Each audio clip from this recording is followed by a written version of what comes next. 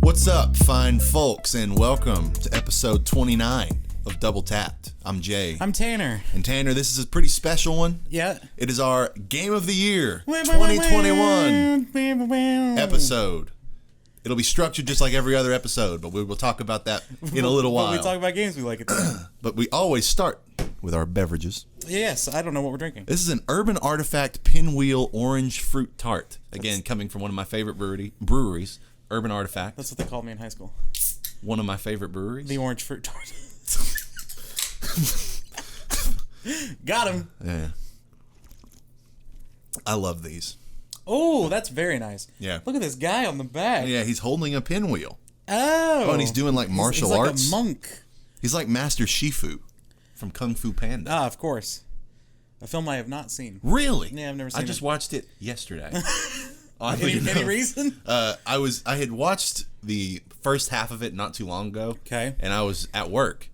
And I was just like not having anything to do. And I was just like, I'm going to watch the second half of it. All right, there you go. So it was fresh on the mind. Gotcha. And this is as fresh can be. Yeah, it's very citrusy, very tasty. And it says, we love our little blurbs. Yes. This fruit tart has the zest of one orange and a speck of vanilla in each can.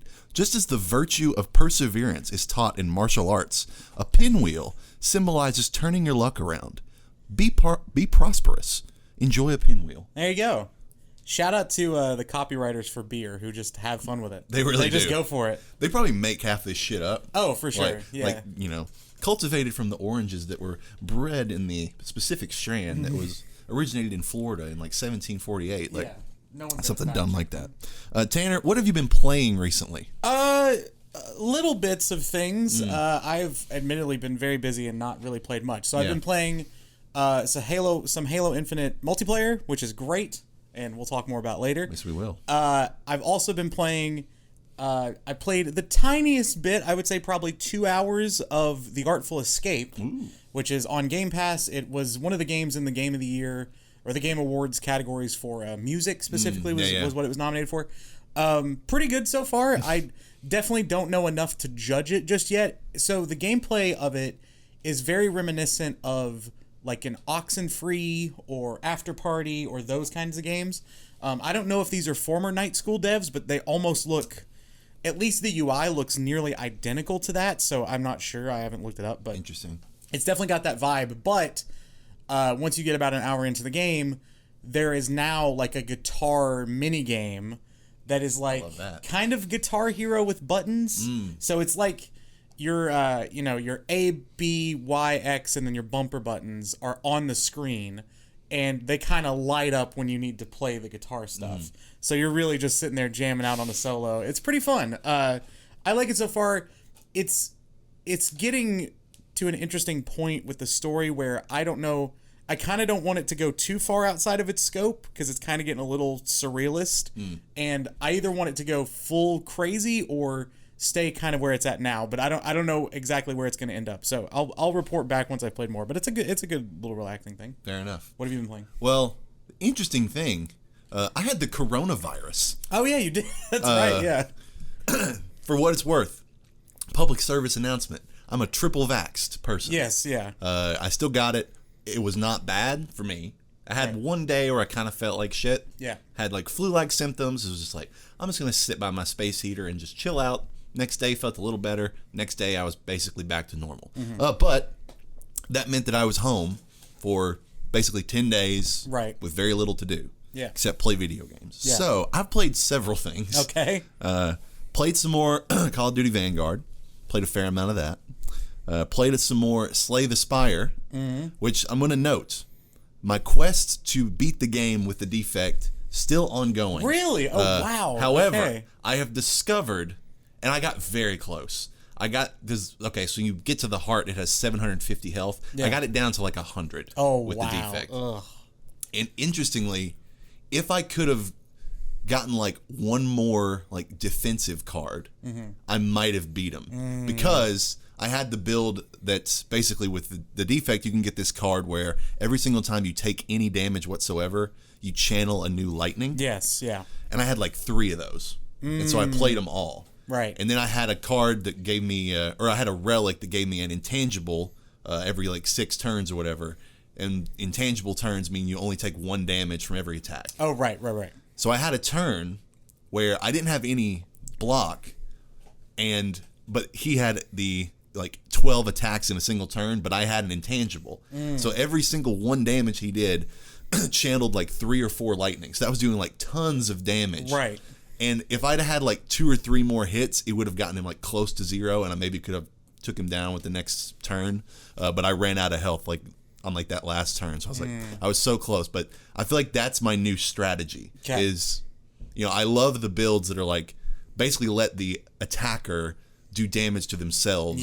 With their attacks. So I think that's the way to go. Lots of passive damage. Yeah, the quest is ongoing. Okay. So we'll see if I can ever knock it out. Yeah. Played some more Halo. Just messed around with it. Okay. Not done much serious with it. Played like the first mission of the single player. How was that? It was whatever. Okay. I'm like so out of touch with anything that goes on in terms of the story of Halo. Sure. That I play it purely for the just gameplay aspect. Yeah. Played some Clone Hero, which I was texting you back and forth about to get set up, which is a little bit of a hassle in the sense that it's kind of hard to get songs, and you have this Google Doc of people that have like community made playlists and whatever that you have to add to your folders and do all this stuff and unzip all the files, and I didn't know much about unzipping. Jay learned PC gaming basically quite a bit. But downloaded the entire some of the old set lists and just was playing and messing around with that. Got some Green Day songs, everybody knows I like that. Played around with that, so it's fun to have something that nostalgic that is not. I'm playing something that I haven't cared about trophies for. Which is, it's been a while since I've had something like that. Yeah. And then, interestingly, I just played entirely through Spider-Man and Spider-Man Miles Morales again. Yeah, you said that you were playing Spider-Man. I was like, what? I don't know. I was scrolling through TikTok. And I think I told you a little bit about how a lot of my TikTok is just superhero stuff. Yes, yeah. It's very you. And one of those videos that gets popped up now and again is just people basically making little AMVs of Spider-Man swinging through the city with certain some of those songs. Too, yeah. And I was just like, damn, I kind of want to just swing around. So I get into Spider-Man PS4. No, actually, for that purpose, I queued up Miles Morales. Sure. Because the swinging is actually a little more fun in Miles Morales. It is, yeah. Or the more there's a little more flourishes to it. But I played through half of that, and it was like, I want to see how it compares to the first one. And then I just played through the whole first one, and I was like, well, I guess I'll go back to Miles Morales. And then I played through that. Which Miles isn't a long game. No, it's like a 10-hour campaign if you just play it straight through. And you had nothing better to do, so that makes sense. It was fun. When you know the story, you can almost turn those into podcast games and just kind of swing around and do side missions and that sort of thing. So yeah, I played quite a lot in my quarantine session. That's awesome, yeah. But on to the news, of which there are several very large stories that we need to break down. The first and most obvious of which, Microsoft has acquired Activision Blizzard. This will take full effect at the end of fiscal year 2023, which means it's the fiscal year that ends in 2023 for them. So it'll probably be summer of next year. Okay. But obviously, everything is just ongoing now in the process of this switchover. So yeah. Tanner, what was your immediate take on this? Just utter shock, I think, originally, because this is one of those, it's almost like a pipe dream kind of thing. Sure, Xbox bought Bethesda, and that was huge. And that was oh my god, this is probably the biggest games acquisition we've seen, at least in the modern era. And then this happened and just dwarfed everything. Yeah. I mean, how much did they buy them for? Was it $70 billion? Something like that, yeah. I think it was a hair under $70 billion. Because Disney bought Lucasfilm for $8 billion, and everyone, I don't know if those numbers are right, but it was a lot smaller. And I remember then that was this is planets colliding. Sure. And this is a media deal much larger than that. And it's equally as large as Disney buying Fox, basically. This is absolutely incredible that it even happened. big money making business moves is always going to have a little bit of like, okay, whatever, it's just rich get richer kind of thing. But the fact that this happened is kind of wild. I wonder how much of this was caused by Activision's woes legally lately, and them maybe saying, I wonder if the idea of maybe we could sell I wonder who approached who here. Yeah. Because you could picture a company like Microsoft, kind of poaching them at a low moment. Yes, yeah. Or Activision going, okay, we need a fresh reset. Our PR is terrible. Yeah. We need to seek out buyers, and then comes Microsoft. Like, it's interesting to see how much money Microsoft has put into acquiring things in the last year. Yeah.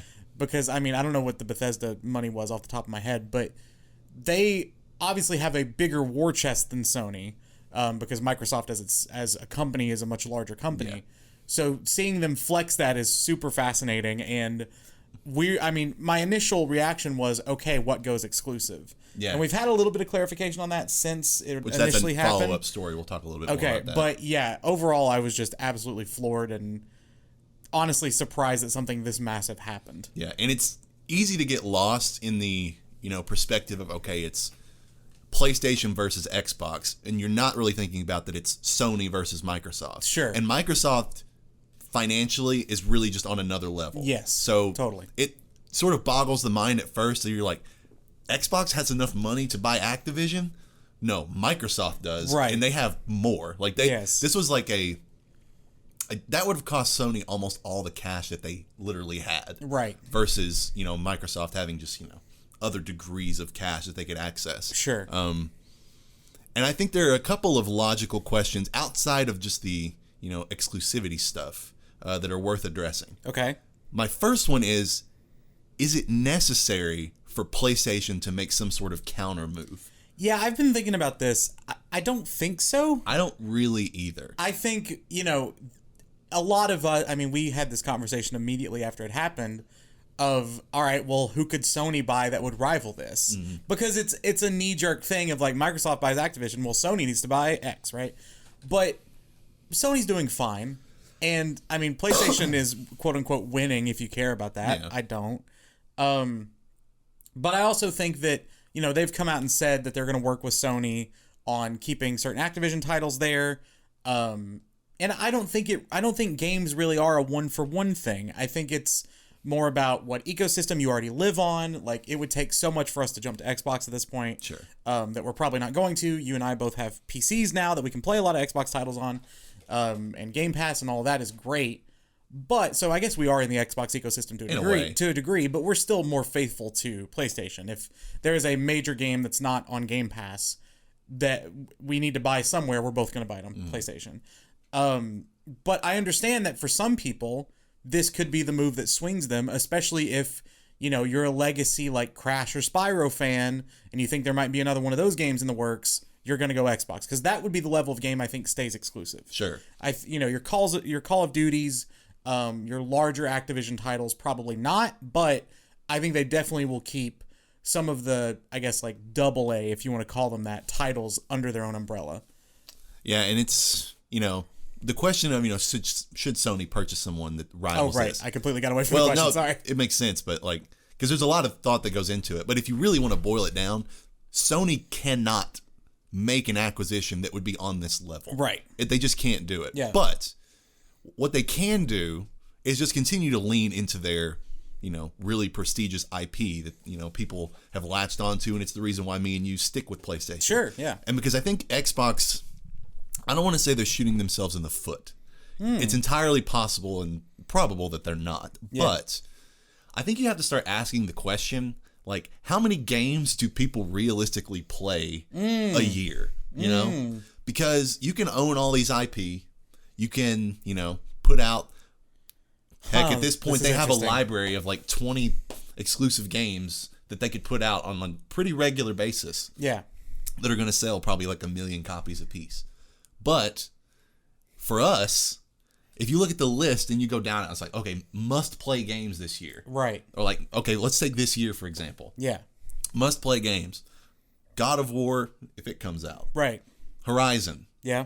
You have some other, but those are like, third party for me, like Elden Ring. Sure. Things like that. Yeah. And it's like, how far down on the list do you have to get before you get to an absolute must-play Xbox exclusive game. And it's like, at what point is my threshold where like, I'm just not even going to bother buying this game? Now, Game Pass, changes the calculus there. Of course, yeah.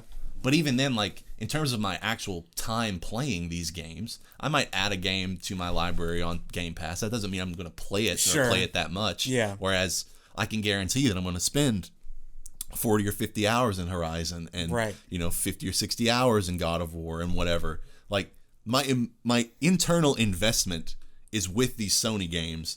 And I think it's less about, like, volume at this point than it is about quality, and it's sort of been known for a while. I think that's why PlayStation has beaten Xbox up to this point.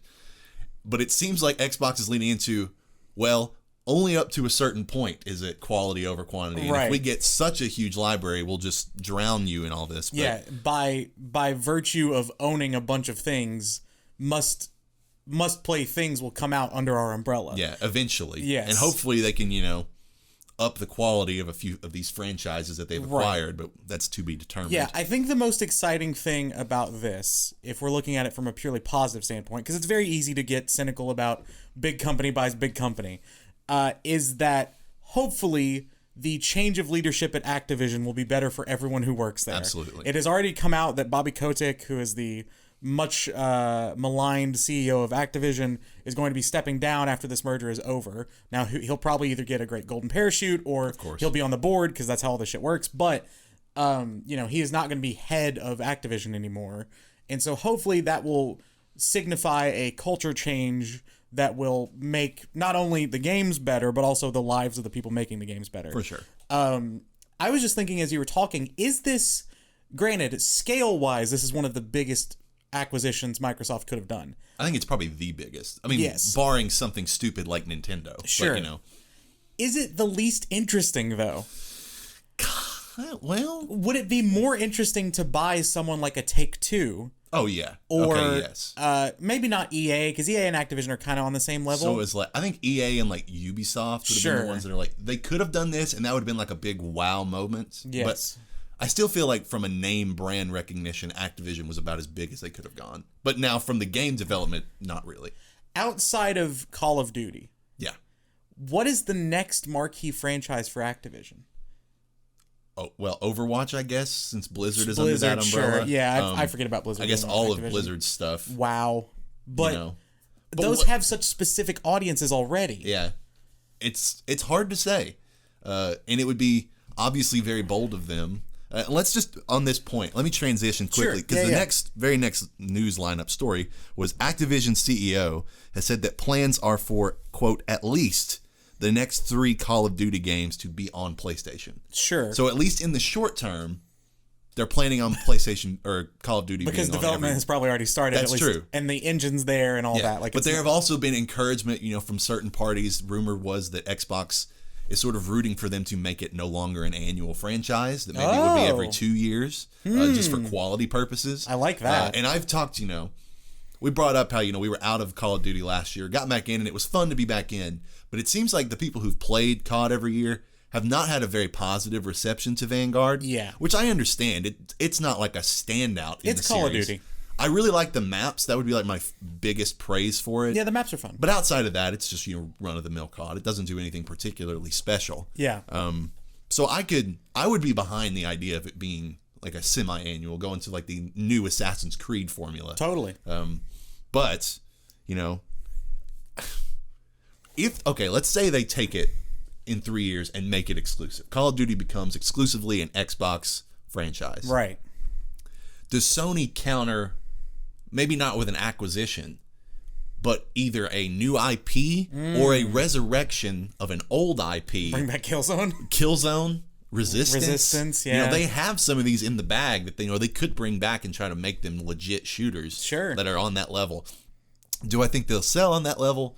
No. But maybe in terms of like quality, like you can make I think Resistance would be the more fun one. Sure. Make it almost like a multiplayer Fallout, but of like a more higher shooter fidelity. Yeah. Yeah, I could see them doing something like that. I could too. That makes a lot of sense. Or the other option is, of course, Sony has not been shy about putting money behind Call of Duty, having, the new Call of Duty trailer at E3 every year, and you always have at the end of Call of Duty ads the play first on PlayStation, like those kinds of things. And there's money behind those deals, obviously. Yeah. I wonder if they just shift that to Battlefield and go, you know what, Battlefield is going to be, I don't know that that's the right move. It's dangerous after these last few. But I could see, big corporate people, which Sony has been good about not being the corporate, or as corporate as they could be. Yeah. But I could see the big corporate people going like, well, we can't do Call of Duty anymore. Battlefield? And, that just kind of happens. But I think, again, they're very smart about, in ways, they're very smart about what they fully endorse as like a PlayStation thing. You really don't see the PlayStation seal of approval, at least like nationally. Yeah. Unless it's a God of War or, even if it's Call of Duty or, your big tentpole franchises or really awesome like standalone IP. Yeah. So hopefully they wouldn't do that unless the next Battlefield is going to be amazing. I don't know, but maybe it's more of a Respawn thing where they keep funding whatever Respawn keeps making because they're killing it. We'll come back to that too. There's a story about that. Yes, there is. So yeah, I'll be curious to see what the next 2 or 3 years look like with the shooter landscape. Yeah, and I want to make one last point on the acquisition front because I brought this up in our like text group immediately in the wake because we were like, at that point we were pondering the question like, okay, who's Sony's best target? Yeah. My point was Epic. Sure. Because they already own a stake of Epic. They've had some deals, I think, to publish some of their games on like the Epic Game Store. Yes. I think that would be the most logical because then you sort of have all right, you can keep Fortnite if we can keep Call of Duty. Oh, it's the ebb and flow, a Mexican standoff, or kind like of thing? the mutually assured destruction. Of video games. It's like because honestly, Fortnite bigger than Call of Duty right this second. Still, I would say. Is it really? Wow. Oh yeah. Interesting stat. Since I brought up Miles Morales, I don't know if you saw this on PlayStation. This past December, 2 months ago. Yeah. Now, by the time this release, it'll be 2 months ago. Yeah. Miles Morales outsold Call of Duty. Whoa! Which is like and that's a game that's over a year old at that point. Yeah. And Call of Duty typically, dominates, the holiday sales charts, but with still a lot of people getting PS5s. Sure, Christmas gifts for 14-year-olds. And it's a Christmassy game. Yep. It's set in Christmas. It just so happened to outsell Call of Duty, which sort of blew my mind, but also spoke to just how fucking big Spider-Man 2 is going to be. Like, it's going to be insane. Yeah, it's going to be huge. Especially after No Way Home. Like, the fervor for Spider-Man.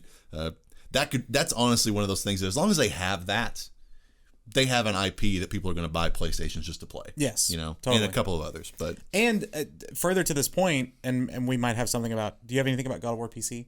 No. Okay, so just in that realm, I have seen so many friends who, like streamer friends, people on Twitch, starting that game for the first time because they finally can, which I'm very jealous of. Congratulations. Right? Yeah. I've watched a few buddies play it, and I'm just like, oh, it's so good.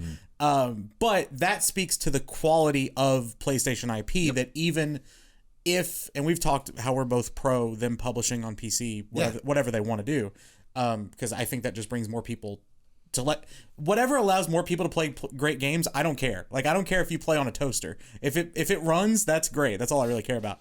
So the fact that they not only have all of their draws to their console, but if need be can start publishing elsewhere is going to be a really good thing for them. And I think both of these mega corporations are fine financially. I don't think we need to worry about it. But, Microsoft is taking a lot of big swings lately. And I think this whole purchase of Bethesda, it's indicative of a new sort of culture there and how much money they're putting into Game Pass. Yeah, for sure.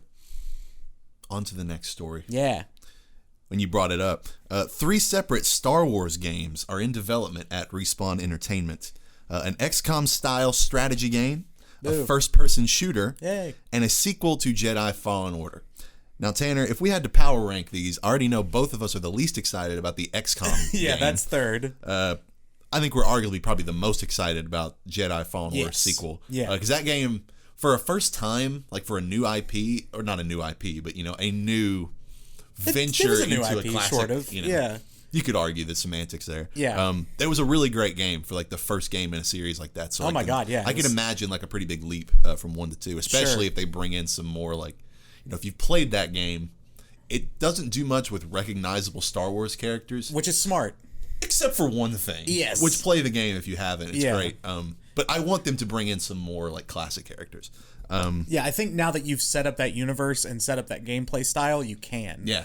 I would hope with 2, I think they were in a really interesting in-between moment where they didn't know exactly how Soulsy they wanted to go, because that game does, I know a lot of games compared to Souls games, but that one really does. I hope they just lean in and give us more boss fights. Yeah, me too. Because that was where that game really shined for me, were those either the big, like, sort of, I don't want to, like the boulder run sort of set pieces, like those kinds of things, or the big boss fights. So just cranking the scale of that up and just focusing on those moments would be incredible. Yeah.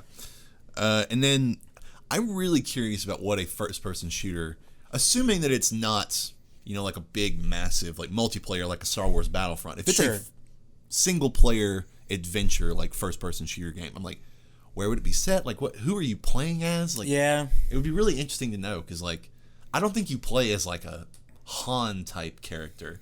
Yeah, but I don't know really if you can make a shooter. compelling game like this playing as like a stormtrooper. I would be kind of intrigued to see what Respawn does with you playing as a stormtrooper. That would be kind of cool. Make it like Spec Ops: The Line. Oh, that's But you're good. a stormtrooper, and you're like, how loyal am I to the Empire? Like, Yeah. You know? Oh, that's a fun idea. That's actually, yeah. I mean, we know that Respawn can make great shooters. Sure. So I'm not worried about the gameplay at all. And I like a lot of the sort of world building they do in like an Apex. I'm not sure exactly how many teams Respawn has. Obviously they have a lot. Plenty. Unnecessarily many, it seems. But. Yeah, but I mean they crank out the quality. Yeah. But I know a lot of people love the Titanfall 2 campaign. Like, they obviously can show they can do really good shooter world building and shooter storytelling. So I'm really pumped for that. And then the XCOM thing is not either of our things, but excited for the people who like that kind of thing. Good for those whose boats it floats, you know? Nice. That was a really weird way to twist that. Good for those whose boats it floats. I kind of liked it. Oh, goodness. And I'm just going to go ahead and say one last story that you don't give a single shit about, but I kind of do. Cool. Crysis 4 is happening.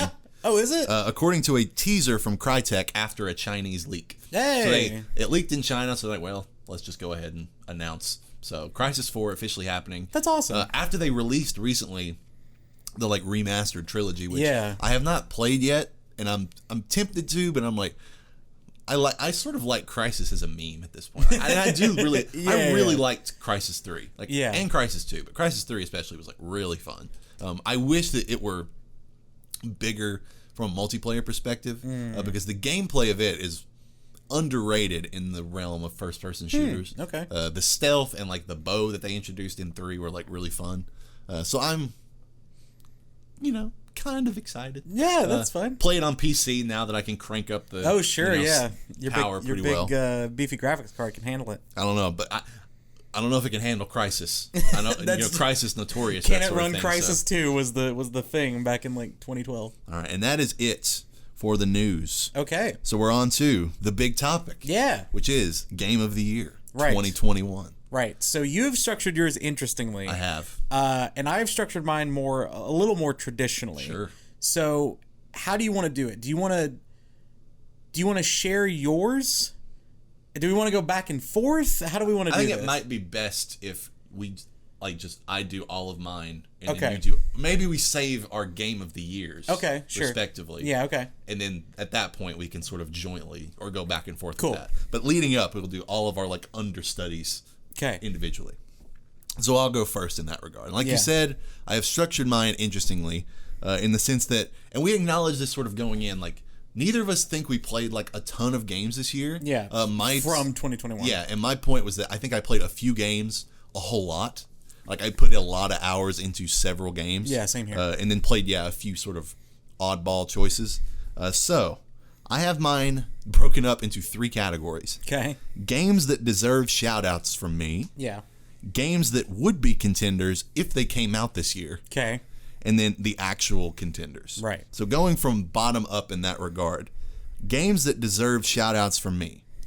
Marvel's Guardians of the Galaxy. Oh, wow, okay. I had not gotten to play this game too much more, but I appreciate the style and I appreciate the musical choices. The gameplay is the only thing that I'm like, it's good, I just don't know if I personally love it. So like I'm appreciative of the game and that it exists, but I've just not typically called back to it to play it. I kind of wish it were, I don't want to say I wish it were more of like a Telltale situation where like it was all narrative choices. Sure. I wish it were just a little less tactical and a little more like straightforward third-person shooter. Yeah, that makes sense. I will get back and play more of it eventually, but you know, I felt bad not shouting it out because I was like, the first like few hours were like really cool and I was really into it. The next one, and this is the one that I thought might, you know, catch you off guard a little bit. Okay. Forza Horizon 5. Oh, okay. Which I actually forgot to mention up top. I have played a little bit of recently. Nice. Game is like stupid gorgeous. Like, it was one of the games I was like, okay, what game do I need to download from Game Pass to sort of test my PC and like what it can do? Yeah. And that was one of the first ones. The opening to that game is awesome. Oh, nice. Like, it is awesome.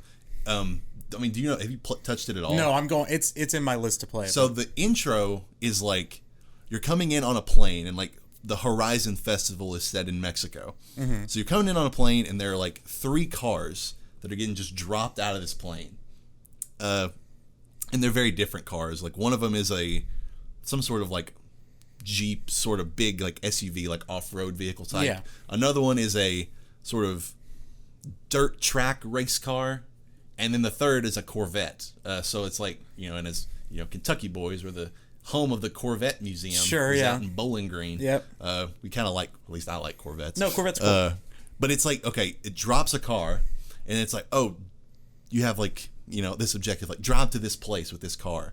And you're like driving through the jungle with this like off-road car, and then you're driving on dirt and across these tracks with this off-road car. And then it's like, all right, in comes the Corvette, and it's like, arrive at the festival. Mm-hmm. And you're just like, and you're racing the airplane. Oh, that's awesome. At least with that one. It's like, we'll see it, like, who can get there first. And, like, you see the airplane, and, like, you know, pilots out there don't drive the way the airplane drives in this game. So it's, like, going through these hills, like, cutting and turning. And I'm just like, Jesus, like, it's going to crash. But, no, the intro to that game is super cool. And then it obviously just, like, unleashes you to kind of, like, you get to the Horizon Festival, you pick one of those 3 cars to be, like, your starter car. And I picked the Corvette. Yeah. And then it's, like, hey, I've got this girl over here who wants to give you this mission to come be like a storm chaser, but for like a dust storm. Okay, yeah. And then I don't remember the other mission, but I was like, oh, I'm going to go do that. But so it gives you like options when you drop in there. Right. And it's really at that point, like the world is your oyster, drive around, do whatever you want.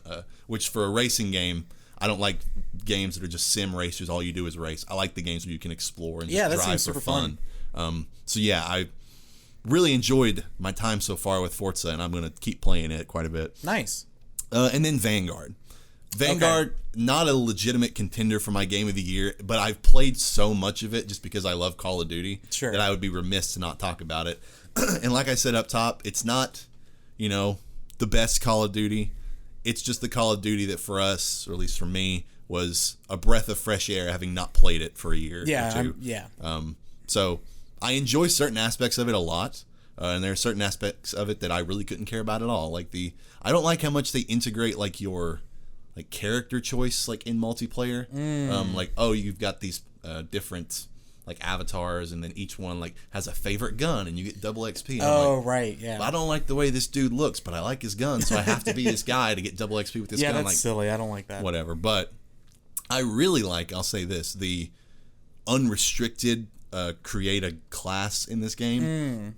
There's not like a maximum number of attachments you can have on a gun, right? Which that always annoyed me in the older games. Yeah, it's like you can only have the pick 10 system, which I think they introduced in like Black Ops 2 or like somewhere around there, where it's like you get 10 things every class. Yeah. I'm like, that's cool, but it's restrictive and it's kind of not fun. Sure, yeah. I kind of just want to go balls to the wall with all of my classes. Yeah, give me everything. And I respect that Vanguard lets you do that. Yeah. And then, like I said, the maps on Vanguard are genuinely like the best since like, I don't know, probably at least in like the last 5 iterations of the game.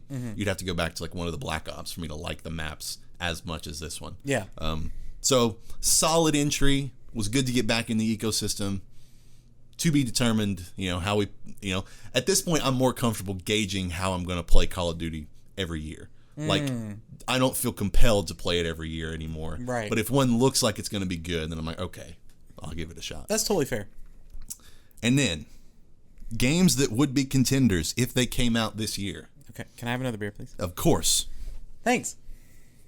Celeste. Yeah. Oh, yeah. Had to be on there. Was just an excellent little game. Again, and I'm considering, diving back in because, I can see it being a good podcast game when you're going for the B-sides and the C-sides and all that sort of stuff. Curious to get to the heart of that stupid mountain because the lady won't let me in. You're not ready for this yet. It's like the person guarding the cave to get to Mewtwo and Fire Red. And I was like, it's a good call. Lady, just let me in the cave. Caves don't have guards.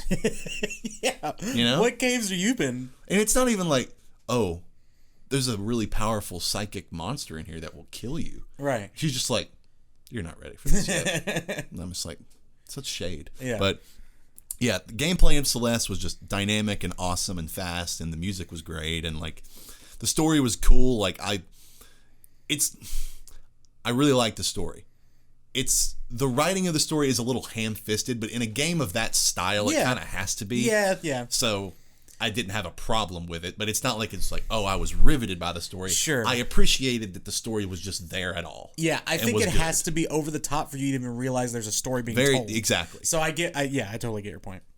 It's not the most nuanced thing in the world. Yeah, but climbing the mountain and sort of I guess actually, let me rephrase that. I'm going to change my opinion on the fly slightly. Okay. The Celeste, what's the actual girl? Madeline. Yes. Madeline and her like dark counterpart. That part's a little on the nose. Sure. But the different problems of some of the people that you meet on the way are a little more nuanced. Yeah. The guy in the hotel guy, who's Mr. whatever. Mr. O? Is that right? Ooh. I don't remember his name. I'm looking up. The crazy lady who you meet right at the front. I don't know if she has any problems, but like, there's a couple of the side characters you meet along the way, and I'm like, oh, these portrayals of mental illness are a little more nuanced and a little more interesting. But the boss fight against Madeline's dark counterpart was actually really cool. So good. Mr. Oshiro is his name. I knew there's a no somewhere. Yeah, you got to help him clean all those books. Yeah. So had to give a shout out to Celeste. Just a damn good game. Rightfully so. Let's see. Slay the Spire. Yeah. Slay the Spire. Your most played game. Yeah, I played it for like 200 hours. Yeah. And I still am. Like, I can see myself playing it for like another 100 hours this year because again, if I can just beat it with the defect, I'm going to try. Like, I don't know if I'm even capable of getting the platinum, but we'll see. Yeah. I mean, maybe if I just pour in an ungodly amount of hours, I'll just have to get it eventually. But yeah. I love it. It's just like the best podcast game I've come across in like the last few years. Yep. You just throw it on, play a few. I really like card games that aren't over the top complicated, and this one is not. Mm-hmm. But the differences between the characters really keep every run fresh. The enemy variety is good. The variety of play styles that you're allowed with the different relics and the different cards that come up, really cool. So every run is different. Yep. So major shout outs to Slay the Spire. Love it. I'm glad that you recommended it. I'm glad I got it for free. Yeah. And the last one is Clone Hero. Nice. Nice. Like, how could I not? Like, sure. I love Guitar Hero so much, and this is the, skinned as my favorite Guitar Hero game ever, which is Guitar Hero 3. Interestingly, on some of the song downloads, which I noticed with the Green Day songs, because when you play Clone Hero, the background is just black. Like, it's just black, whatever. Yeah. But with the Green Day songs, the lyrics pop up, and it's sort of like a sing-along. And I'm like, oh, that's actually good. Like, that's all I need for a background. Have you ever seen, and if not, we're going to watch some videos, where people will... So you know how there's So I watch some Clone Hero streams sometimes. You know how there's like I forget the names for things, but like the track that it runs on. Yeah. And you can set the transparency of that track. Yeah. So you can set it down to 0, and someone can just make an entire video of the track and mess with it in ways. No. It's awesome. I haven't seen I think they're called mod charts. I'm not super... I've just dabbled in watching videos, but... mod charts are incredible. Yeah. And I'll show you some. They're really cool. Yeah, but I got it in there and was setting it up, and I queued it to be aligned. I got some like JBL, basically like AirPods, like wireless earbuds. Yeah. They've become my just PC speakers, for lack of a better word. Yeah. And I calibrated it so that the song delay matched up with the slight Bluetooth delay, so I could play it that way. Nice. And it's just so cool to just be like, yep, got my guitar, blah blah blah. Yeah.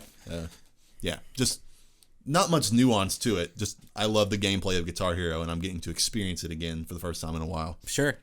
And then we have My actual contenders. Okay. Of which there are 3. Okay. Hitman 3. Yeah. Came out very early this year. Was probably the first big AAA game that I bought this year. January 25th. I saw the date earlier. I poured quite an obscene amount of hours into it. Got the platinum because it was just...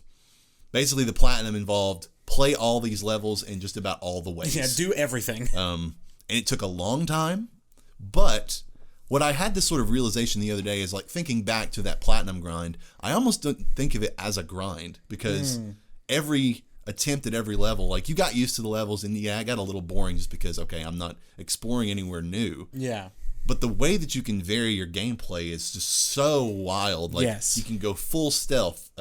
You never go full loud because what's the point? But right, yeah. You can impersonate this person and sneak into this room. You can, do all the different variety of executions that they've got mapped out on it. So I was very entertained throughout most of the platinum run. And of course, like, the story of the game it's kind of like the story of a lot of these other games, that it's secondary. Sure. Like, it's there for the necessity of advancing your levels and, like, why you're going to each place, but the stories that are within each individual level are the reasons why you play the game. Couldn't really recommend Hitman 3 much higher because, again, it is also a good podcast game. It is. Yeah, it has the stories you're trying to follow, but yeah, you can pretty much zone out and just, like, okay, sneak, kill. Yeah. But it's fun. Right. Very much highly recommend Hitman 3. Do we want to talk about, because Hitman 3, spoiler alert, is in my list as well. Okay. Do we want to talk about it together now, or do you want me to say my... Yeah, we'll just do it now. Go for it. So, yeah, I agree with everything you said. I found a new love for that game that I already loved over the winter break, I think. Because I just wanted something that I could put on my PS5, take to my mom's house, didn't need internet or anything. I mean, like, it connects to the internet, but... I'm not going to be playing online 2K games there. So I was like, I'll just download Hitman 3 again. And you're right. The amount of not grind in that game really just makes you appreciate how much is built into each of those levels. Yeah. Like, there's only, 7 or... 6 or 7. 6 or 7. And the fact that, like, you could spend easily 100 hours in just finding all the different ways to kill your target in 7 levels or 6 levels is incredible. And it shows you how... Obviously, there is sort of this is the way, not that you're supposed to do it, but this is the way that you probably will do it the first time. There's story beats, there's little guided, hey, listen to this guy things. But then there are so many paths that if you only play through the game once, which is what I did originally, you don't realize are even there. That, Hitman has a reputation for you can kind of get away with anything. But in this game specifically, I mean, this whole trilogy, but this game specifically, it seems like they just opened up the world even more. Oh, for sure. And I just love the variety in each level and the variety of the levels themselves. And an interesting thing that I'm just sort of remembering now is the pacing of playing Hitman is, for a game about executing people, oddly relaxing. Yeah, it is. It's not like a fast-paced, like, breakneck style game. No. Unless you, like, get into a shootout, but that's, like, the point is that you don't do that. Right, yeah. You can literally just walk around, take in the sights. Oh, there's that guy. Listen to a conversation. Oh, you got the Sultan from, what's his face coming in. What's he doing? Yeah. You're like, oh, there's a machine gun in that, like, window pane over there. I'm just gonna go grab it. Like, this ATM's broken and it's spitting out gold bars. What? Like, it's just fun to sort of walk. It's almost like a walking sim laid over this game about executing people. That's a great it's really description. fun. Yeah. So yeah, it's a game that you can just throw on and just kind of explore and not feel like pressure to play. Like, it's a really oddly, calming experience. Yes. All right. My next contender, Returnal. Okay. Interesting. Okay. Returnal, we've sung the praises of. Gotta love it.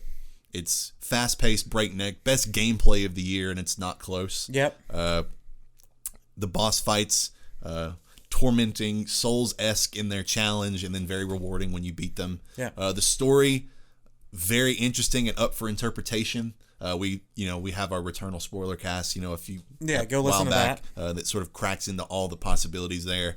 But just, I love Returnal. I love the setting. I love Celine and her, like, sort of plight and the situation that she gets herself into, and how she eventually, debatably, gets out of it. Right. Yeah.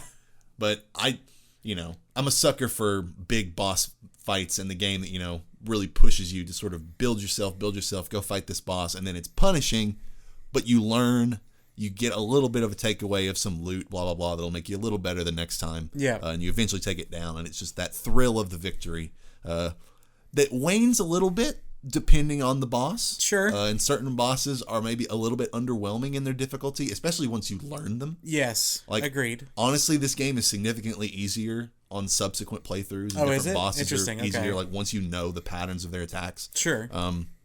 But that first playthrough is pretty damn magical. Oh, it's so good. And I reinstalled it the other day because I still have not gotten that one trophy that I think is glitched. Oh, really? Yeah. And I think at this point, I looked up, it's like, okay, maybe someone's found a way to sort of overcome this problem. Sure. And someone said, if you boot your PS5 into safe mode, okay, and rebuild your database and then just reopen the game, it works for me. The trophy just popped the next time I opened the game. And I was like, okay. Booted it up in safe mode, which felt like I was hacking it. I don't know anything about hacking, but I felt like I was hacking. Safe mode's fine. Did the whole rebuild the database thing, which annoyingly reorganized all my games in the sense that, like, when you play a game on PS5, it's like the next icon. Sure. Like it just orders them based on recency. Yeah. That basically just went away, so it was like alphabetical, and I'm like, I haven't played this game in like 2 years or whatever. That's funny. So I did that, but then booted up, no trophy. No. So at this point, I think I'm resigned to, if I'm going to go for it, I'm just going to have to like completely restart the game and try it again. Which not the worst game to restart. But... No. And I think I'll wait a while and just do it. I was tempted to go ahead and restart, but I've got all these other things that I was doing, so I was not into it at that moment. Yeah. But again, back to the point, Returnal, damn fine game. Hell yeah, it is. I think I gave it a 9.1 upon first review. I might up that now to more like closer to like a 9.5 or something like that. Excellent game. Yeah. And then my final contender is Halo Infinite. Okay. Which is the objectively better shooter to come out this year between it and Call of Duty, I think. Oh, yeah. I just play Call of Duty because it's more accessible and my friends play it and blah, blah, blah. But there is, and I was thinking about, this is the way I wanted to present my argument for this game. Okay. There is an alternate universe out there. All right. Where you and I and our friends are Xbox people. Yes. And we played the ever-loving shit out of Halo Infinite Totally, yeah. Because it's that level of quality of game. Sure. And the only reason that I haven't played it more is that all I can do really is play it by myself, or if we get an occasion to play it, we'll probably do that at some point. Sure. But it is not the same social game in our circle. Right. But the gameplay is classically awesome Halo arena-style shooter that is pretty much still unmatched in that regard. Yeah. So I had to give it the shout-out, and it's also one of the first games that I had to... You could argue that it's the reason I bought a PC, was like, I'm seeing people play Halo, and it's just like, damn it, I want to play it. So I was like, I'll drop $1,800 or whatever to play Halo. But honestly, it's reaped a lot more rewards than that. But it was sort of the linchpin, and I'm glad that it's panned out being as good as it is, especially for people who are legacy fans of the series who are just like dying for a return to form. Sure. And it seems like they got it for the most part. Yeah. So major shout outs to Halo. Okay, so you were going to say, so your game of the year is one of the contenders? Yes. Okay, got it. Those are my only 3 games that I was actually had to think about. It was one of them. Right, okay. Well, I'm going to go quickly through mine then. Mine is structured more as a traditional list. Sure. But I will say the first couple are more shout-outy right now, just because simply I haven't played enough of them. One being The Artful Escape. This is kind of a game that I could see myself really loving after I played it. Just a time and place thing. I haven't had a chance to play it. Kind of same with, well, I've not played any Deathloop, but I'm gonna play it eventually. The other shout-out, which I've pretty much finished, but I don't think I've fully finished, Unpacking. I remember you mentioning this game. Yeah, which is on Game Pass. It's about just moving places and unpacking and putting your shit away. It's a very calming, very relaxing kind of game with some really nice, subtle story things that happen that really surprised me, because I thought it was just, this little serene game that people are liking because it's so calm, but there's some layers there that are really interesting.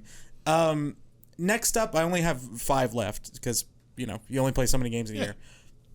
NBA 2K22. I had to give it a shout out. It is my most played game of the year. Yeah, it's sort of like my Vanguard. I got to shout it out because I played it a shit ton. Yes, like I don't think this does anything revolutionary from the 2K standpoint. It's very similar to your Call of Duty thing. But it really kept my attention. It's so easy to play a couple games of 2K. This is probably the deepest I've ever gotten into my team part of it as opposed to my career, just because I think it's more fun and has more modes, and it feels like you're building more over time than making some guy who gets 99 stats and then it's kind of boring. So you're always improving your team, always improving your cards, all that kind of stuff. Really fun. 4 for me is that's where Halo Infinite is for now. I could see myself moving this up if I play the single player and really like it. I'm kind of waiting for the single player as co-op thing that is going to happen eventually, but not quite this moment, because all Halo games I've played, I think we talked about this last week, I've played all Halo campaigns that I've ever played with a person, not just by myself. But the multiplayer has been great. Slayer in this has been amazing. Tactical Slayer, which used to be SWAT. I've just really had a good time with it, and it's so easy to throw on, play a couple of games, and throw on a YouTube video or something, and then you're back out. My number 3 is Hitman 3. Mm-hmm. It is an incredible game. We've talked about it already pretty much at length, so not too much to say there. My number 2 is Returnal. Oh no! Oh man! Yeah, what is it gonna be? I was surprised by this. So I sat down and did the list, and Returnal for I'd say 8 months last year, or maybe even longer, was my game of the year. Mm-hmm. It's that damn good. One thing we haven't mentioned yet is the music and the sound design. This is one of the best audio experiences in gaming that I can remember. Yep. Specifically, how music integrates into the story, how it integrates into some of the boss fights, if music was a narrative through line in one of these ways is really, really cool. I would also say that, as someone who watched a shit ton of movies last year, this is probably the most movie-like video game. Probably. In the fact that the story really does some very outside the norm things, but it's still giving you a lot of gameplay. It is not the most movie-like game to come out last year is not 12 minutes. I'm just going to say that. I saw that on a list and I was like, damn you, 12 minutes. But no, the atmosphere of this is fantastic. The graphics are great. The particle effects and like the amount of shit on screen is still probably my height for, oh man, the PS5 is different. Yep. At least right now. Like Miles Morales looked amazing, but I think this game shows off more of the tech of the PS5. And then we have our games of the year. So, which I'll just go ahead. I'll just pivot back to me. Yes. Because we know it's among my 3. I don't know where you're going to go. Although I remember you mentioning a game, but I can't remember exactly what it was. Yeah. But my game of the year is Returnal. Yay! It's stuck with me ever since we played it, and we're obsessively talking about it there for like a couple of months and like theorizing about the story. And I just keep going back to how much fun I had during those boss fights. And the absolute I've never really played a true bullet hell game, especially like the 2D like classic bullet hell. Yeah. So this is the game that I could most relate to in terms of being a bullet hell game. Yeah. And just the chaos of seeing these 1,000 orbs on screen, like and some of them are like tracking you and some of them are just coming at you in waves, and you're dodging like 3 different types of attacks at the same time, was just so overwhelming. And I was like, I've never played a game quite like this, but I have played games like this in the sense that I play the Souls games, but those are melee based, and this is just shooters. But having enemies that are just purely projectile based was such a breath of fresh air. Yeah. They're not just trying to maul you like up close. They're just going to keep their distance, and they're going to do these intricate paths and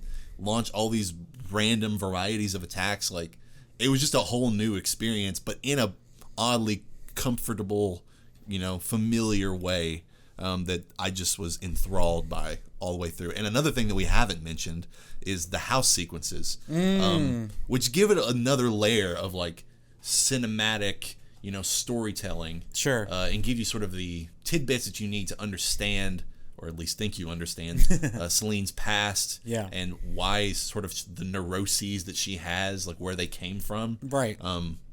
The development of her character happens a lot in those sequences, and they are the parts that are, they edge on horror. Yes. And again, I've talked about how I like games that sort of bridge the gap between, they have the horror, tense elements, but then the gameplay is your fast, frenetic action that I'm much more tuned to. So it hit a lot of my classic notes to, be a game that I would love, and it pretty much stuck the landing on all of them. So I'm proud to say that from the moment that I played it, it was my game of the year, and it never changed.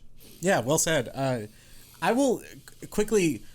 There's an interesting comparison between the height of the chaos of Returnal and something like Guitar Hero, where all of this information is coming at you at once, and yet you're still kind of in the zone enough that it's hard to even think about it's hard to even say out loud what you're doing, but you are in the moment, you know exactly what you're doing, and it becomes almost second nature.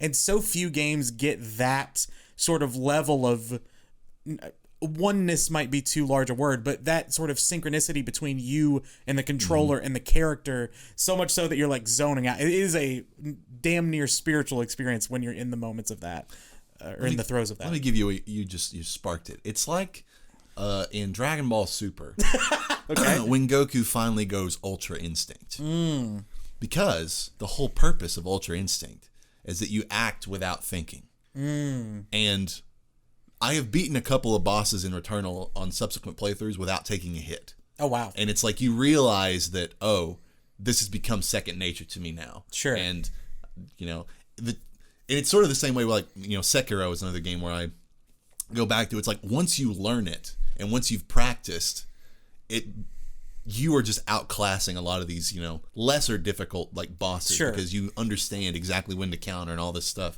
And it's that realization that, I'm not thinking about what I'm doing anymore. I'm just purely reacting. Yes. That's super special. Yeah, and Returnal has a lot of that as well. It becomes almost a skill. Yeah. Like in a way that few games do. So yeah, Returnal, I hope me putting it second doesn't diss my love for that at all, because it is amazing. Oh, you rated it higher than me upon our first review. Oh, did I? Just you gave it like a 9.5 like the first time around. Okay, yeah. And I've sort of come up on it a little bit. My game of the year, and it's surprisingly a game I haven't even finished yet, is Inscryption. I was wondering if this game was going to come up. This game is... I cannot stop thinking about it. I know I haven't finished it, but I'm saving it for stream, and I just haven't had time this week. But it is maybe the most interesting game I've played in several years, just from a thought perspective.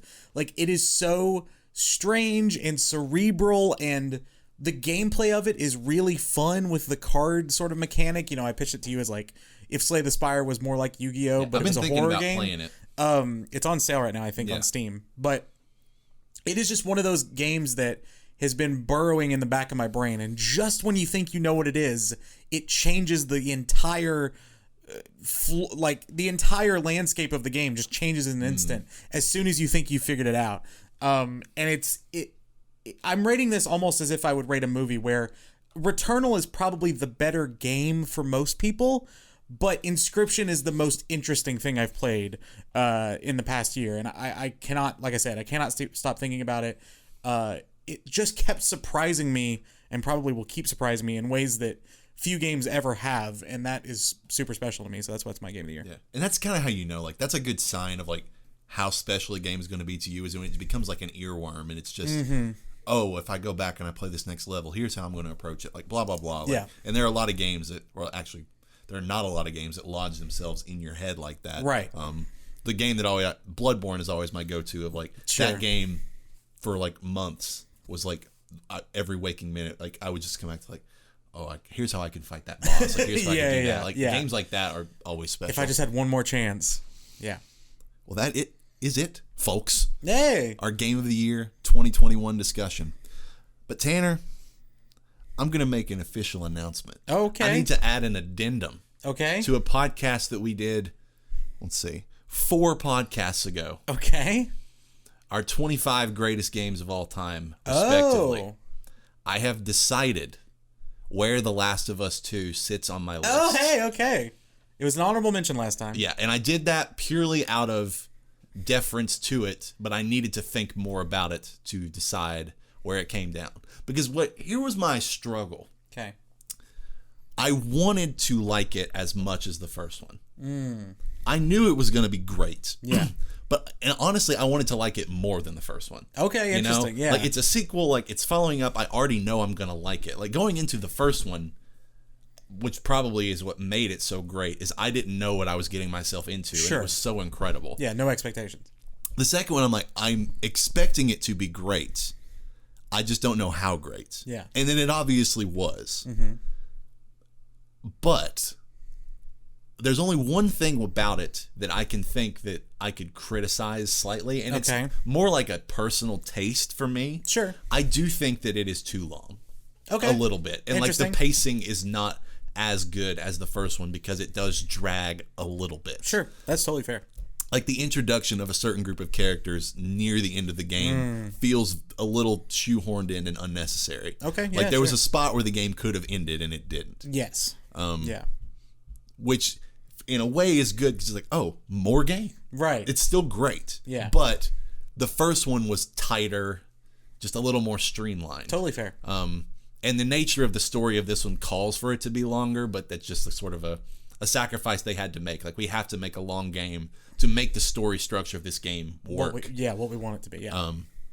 That being said, the emotional resonance of, the bait and switches of this game were just off the rails good. Like, it's insane, like, how much this game had me going, like, wait, what? Right. Or did they just do that? Yeah. Or do I like this character? Yeah. Like, wait a second. Like, just the absolute, like, mind games they played with you. And forcing you to like characters that you hated is just a testament to a team of writers that is just not even playing the same game as, like, other devs. Completely unparalleled. The Last of Us Part 2 is my number 5. Oh, wow, okay, of all time. That is absolutely respectable. It lodged itself up there because when I'm comparing it to other games that I had in my top 10, I'm like, from a pure objective perspective, this game is on another level to a lot of these. And it just took the nostalgia of some of the other games to outpace it. I don't remember, like, that makes it come in above the likes of, like, the Uncharted games. Oh, wow. It edged out Infamous. I think Infamous was my number 5. It jumped up above Infamous. It's still below Bloodborne, God of War, Skyrim, and the first Last of Us. Okay, that's still super fair. Yeah, and those games are, like, absolutely legendary in their own rights for a lot of different reasons. So it's in impeccable company. Yeah. But I just had to I almost didn't want to admit that I didn't like it as much as the first one. But I think objectively, when I think about it, I don't like it quite as much. I mean, but it's like the all first these one's your games favorite are 10s, game of all time. Like, yeah, it's still, like, incredible, and it does things that no other game has done. Yeah, and maybe I'm just not ready for that kind of thing. I'm still a young boy. Like, don't treat me like this, Naughty Dog. Like, you made me sad. But yeah, the game lights out. So I had to admit that because I had that sort of epiphany this week. Nice. And on that note, Tanner, do you have a recommendation? I do. So I was looking at the games that I've played over the year, and one game came out in 2019, but I just played it for the first time this year. I talked about it a little bit, but it's Lego: A Builder's Journey. Is this the mobile game? This is the iPad game. Yeah. It's so cute. And, like, it would have been in my honorable mentions, obviously. It wouldn't have cracked the top 5. But if you just want a very relaxing, serene, adorable little mobile game, you can play it on iPhone, I think. You can play it on iPad. You can play it on PC, I know. It's on Apple Arcade if you have that. It's really cute, and I just really like it. And I think it might be someone's cup of tea out there. So give it a shot. My recommendation: play rhythm guitar games with Guitar Hero controllers and not Rock Band controllers. Okay. Upon return, very specific, to an old school Guitar Hero controller. For reference, when I got Clone Hero, I was like, well, now I got to get a guitar. And apparently you can play it with, like, so many different guitars. If you do, like, install certain drivers and do certain things, you can play it with wireless guitars, that sort of thing. But the internet recommended that the easiest to set up would have been an old school one that was USB, because you can just plug it right in, and you might have to do a few things, but other than that, it'll work quickly. Practically plug and play. I didn't have to install anything. It just worked. Oh, wow, nice. Which was great. Yeah. So I got the old Xbox Guitar Hero 2 white Explorer, which is like sort of like a Z or like a lightning bolt shaped guitar, which is a little on the small side, but I'm also a lot bigger than I was like 13 years ago. Yeah. So why does this feel like a toy? Like my favorite Guitar Hero controller ever is the Guitar Hero 3 black Les Paul Gibson controller, which I do think is slightly bigger. Okay. Slightly longer. Sure. But the tactile feel of this guitar, at least in terms of the buttons and the strum bar, I guess you would call it, are very similar. And my main gripe with Rock Band controllers is I do not like the strum bar. When you strum, it feels soft. Interesting. It's just okay.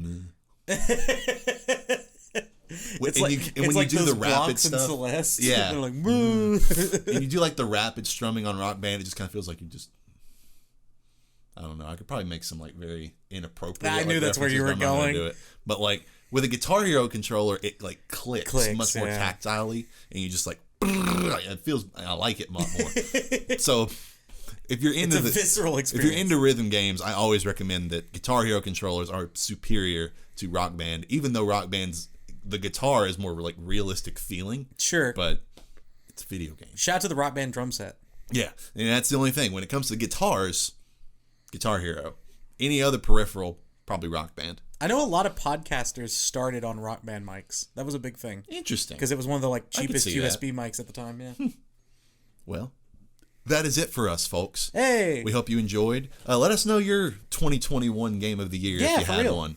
We'd like to explore. I'm always interested. Although it's like, at this point, you can go on Google and pretty much find everyone's opinion. Yeah. But maybe if you have a more off-the-wall pick, we'd like to hear it. We'll be back to you soon, but until then, we're tapping out.